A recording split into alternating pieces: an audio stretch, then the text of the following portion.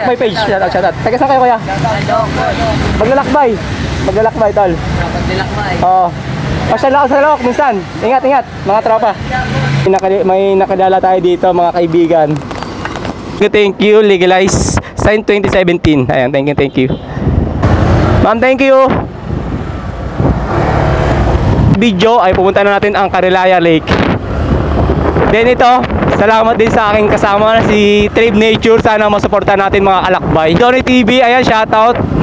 May matutunan talaga tayo mga kalakbay. At thank you rin pala sa aking partner na si Jennifer, kasi siya yung supportive na asawa. Kahit tama naman din yung payo nito ni Trip Nature na dapat kailangan namin lumabas na kami dalawa lang, no vlog, kami lang talaga, totally na kami lang talaga.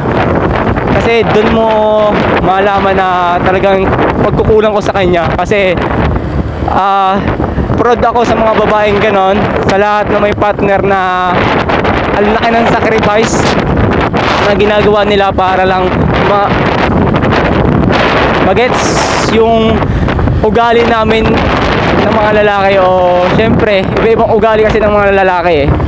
Lahat ang gusto minsan gusto namin gawin, pero nagbibis kami sa gusto namin, then yung pala ay minsan mali na tinatama ng ating partners. Dapat mga kalakbay, makinig naman tayo sa mga partners natin, kasi sila yung nakakaalam o nakakilala sa ating katangian o ugali mga kalakbay. Then salamat talaga sa asawa ko o sa aking partner na nakasuporta. Dapat siyang kasama ko sa aking paglalakbay, kaso naka full time work siya. Then kailangan namin din talaga ng pang allowance everyday. Then ito, ako naman ay gumagawa ng diskarte para matupad yung aming pangarap na magkabahay next year. Aabutin natin ng isang oras kalahati ang biyahe natin mga kalakbay. Ito nga pala yung halang.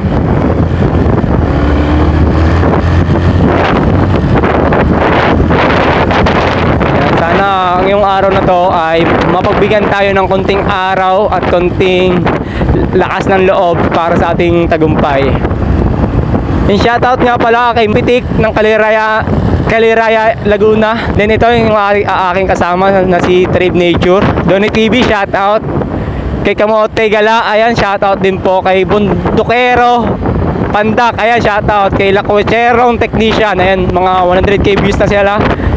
Kay Gidon, ayan, Laguna Loop, Philippine Loop pala.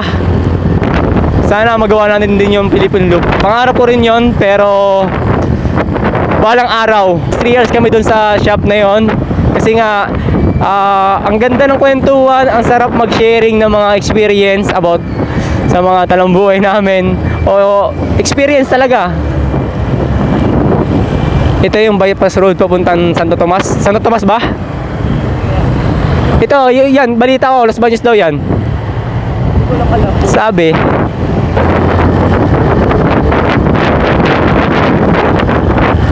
Ito na yung Pansol Laguna. Shoutout nga pala sa mga followers natin sa Pansol Laguna, mga kalakbay. Ito, traffic oh. Ayun, pag kayo pumunta ng Manila, traffic. Lalo mamaya ano.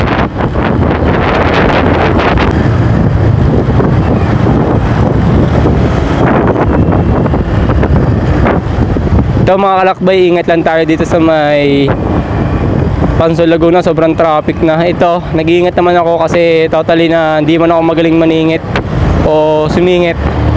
Doble ingat lang talaga sa paglalakbay kasi hindi natin masabi yung aksidente. Bago talaga kayo maglakbay, pray muna po kayo talaga at magpasalamat sa ngayong araw na natanggap natin. Kasi sigad lang naman po talaga ang kakabit sa ating paglalakbay mga kalakbay o gagabay sa bawat paglalakbay natin. Kuya, salamat.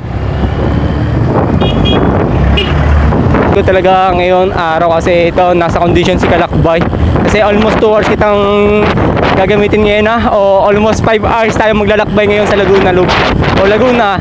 Tandaan natin yung Los Baños, Laguna mga kalakbay kung sakaling gusto nyo makapasyal sa may Caliraya Lake. Ang una nyo dadaanan, Calamba, ayan, Los Baños, Makiling, ayan. Yung ating biyahe, medyo smooth naman, gawa ng tuloy-tuloy naman yung ating andar. Ang traffic lang dito, Los Baños, Olivares, Los Baños, tapos Santa Cruz, Sambat.